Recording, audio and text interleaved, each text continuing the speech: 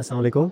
2026 के अंदर जो अभी रीसेंट वॉर चल रही है, यानी ईरान और यूएस प्लस इसराइल की वॉर जो चल रही है, इसके अंदर बहुत सारी जो है लोग, आपको पता है जिस तरह अभी सोशल मीडिया के ऊपर लोग बहुत सारी बातें कर रहे हैं कि पाकिस्तान आर्मी से रिलेटेड भी, पाकिस्तान की इस्टेब्लिशमेंट से रिलेटेड फजूल बातें कर रहे हैं। आप समझ सकते हैं किस तरह से लोग जो है डाउन करने की कोशिश कर रहे हैं। इसके पीछे मैं ये ज़रूरी समझता हूँ कि हम लोग जितना हो सके बात उठाएं कि ये बेसिकली एक बहुत बड़ा प्रोपेगेंडा है इसराइल, इंडिया और अफ़गानिस्तान का। ये लोग जो हैं बेसिकली शुरू से ही, अगर आप देखें, अगर अभी तो ओपनली खैर इंडियंस मानना शुरू हो गए, इंडिया के ब्रिगेडियर्स वो ऑनलाइन आके और वो बताते हैं कि बेसिकली, मैं अभी एक वीडियो भी शेयर करूँगा, उसके अंदर ओपनली ये लोग मान रहे हैं कि बीएलए और टीटीपी जो है वो इनकी इंडिया की बेस्ड है और ये उनको फंड करते हैं। इसराइल उनको टेक्नोलॉजी देता है और अफगानिस्तान उनको स्पेस देता है। बीएलए और टीटीपी इन दोनों को जो शरण दे रहा है, जो एक रिफ्यूज दे रहा है, टेरिटोरियल बेसिस प्रोवाइड कर रहा है, वो है अफगानिस्तान। उनको जमीन अफगानिस्तान दे रहा है, अपने मुल्क से उनको ऑपरेट करने की इजाजत दे रहा है, उनको एडमिनिस्ट्रेटिव सपोर्ट दे रहा है, पैसा हिंदुस्तान दे रहा है और टेक्नोलॉजी इंटेलिजेंस वो इसराइल दे रहा है इस वक्त। और ये वहाँ सिचुएशन है और जो दखलंदाजी है इसराइल की, जो उसका इंटरेस्ट है वो लगातार is on the rise and so is India's and so is Afghanistan. तो यहाँ इन तीनों मुल्कों के इंटरेस्ट कन्वर्ज हो रहे हैं और इन तीनों का टारगेट लार्जली पाकिस्तान है, कुछ हद तक ईरान है। इजराइल को पाकिस्तान से क्या दिक्कत है? न्यूक्लियर वेपन से मुस्लिम मुल्क है, सऊदी अरेबिया से पैक्ट करके बैठा हुआ है और अभी तक आज तक इसराइल को रिकॉग्नाइज नहीं किया है। अब हमने ये चीज़ देखनी है कि हम किस साइड पे खड़े हैं।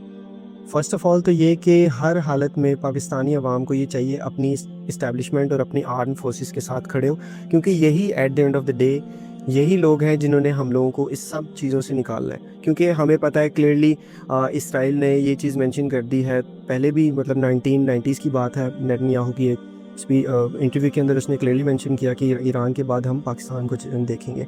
mission that we have is to prevent a militant Islamic regime from meeting up with nuclear weapons or from nuclear weapons meeting up with a militant Islamic regime. The first is called Iran, the second is called Pakistan. और फिर अभी भी recently भी इनके foreign ministers वगैरह ये बात बता चुके हैं कि ऑलरेडी एक रोग, हम लोगों को बेसिकली पाकिस्तानी कंट्री को रोग स्टेट कह के उन्होंने कहा कि इनके पास एक न्यूक्लियर स्टेट है ये, और तो हम किसी और मुस्लिम को नहीं बनने देंगे। Look, at the end of the day, the truth continues to be exactly what you said. There is one rogue state that already has nuclear weapons. You don't want to have a second one. It's very clear.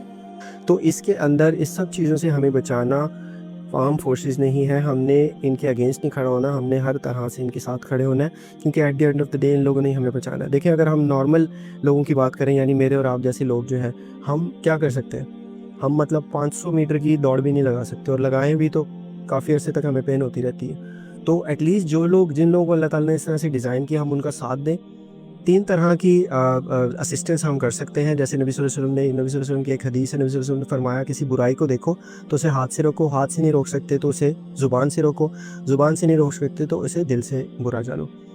ये 3 चीज़ें नबी सल्लल्लाहु अलैहि वसल्लम ने बताई। इसी तरह ही हम अगर अपनी आर्म फोर्सेस की और इन लोगों की जो हमें बचाने में लगे हुए हैं, इनकी हाथ से असिस्टेंस नहीं कर सकते, जो कि हम आम बंदों के लिए बहुत मुश्किल है, तो एटलीस्ट हम उन्हें लिसान, ज़ुबान के थ्रू असिस्ट करें, यानी जिस तरह अच्छी अवेयरनेस कराएं लोगों के अंदर। अगर ज़ुबान के थ्रू भी नहीं कर सकते तो एटलीस्ट जो चीज़ सही गलत है उसको दिल में तो बुरा जान सकते हैं। जो गलत प्रोपेगेंडा अफगानिस्तान, इंडिया और इसराइल फैला रहा है, उसको हम रोक तो सकते हैं। हमारे सामने कोई बंदा ऐसा की बात करता है, एटलीस्ट हम लोग ये करें, और कुछ ना करें, हम एटलीस्ट उसको चेक करें, वेरीफाई करें, स्टे विजिलेंट। हम लोगों को ऐसे, ये बेसिकली दजाल का दौर चल रहा है, हमें पता है दजल हमें हमारे अंदर झूठी न्यूज़ फैलाई जा रही है ताकि हम लोग खुद ही अपनी कंट्री के अगेंस्ट खड़े हों। क्योंकि अभी क्लियरली इन लोगों को पता है ये हमें डायरेक्टली तो हमें अटैक नहीं कर सकते। इसराइल हो गया, इंडिया हो गया, अफगानिस्तान हो गया, जितने भी दुश्मनान हैं, पाकिस्तान है, हमें डायरेक्टली तो अटैक नहीं कर सकते। ये हमें इंटरनली एक दूसरे के खिलाफ भड़का के शिया सुन्नी वॉर्स के थ्रू, दूसरे मामलात के थ्रू हमें दूर करना चाहते हैं। तो हर टाइम पे हमें अपनी आर्म फोर्सेस के साथ खड़े होना है। हर मामले के अंदर 3 में से किसी एक तरीके को चुन के हमें उसकी फुल असिस्टेंस करनी है अपनी आर्म फोर्सेस की, और अल्लाह ताला हमें सही चीज़ को समझने की और आगे लोगों तक पहुँचाने की तौफीक अता फरमाए। जज़ाकल्लाहु खैर।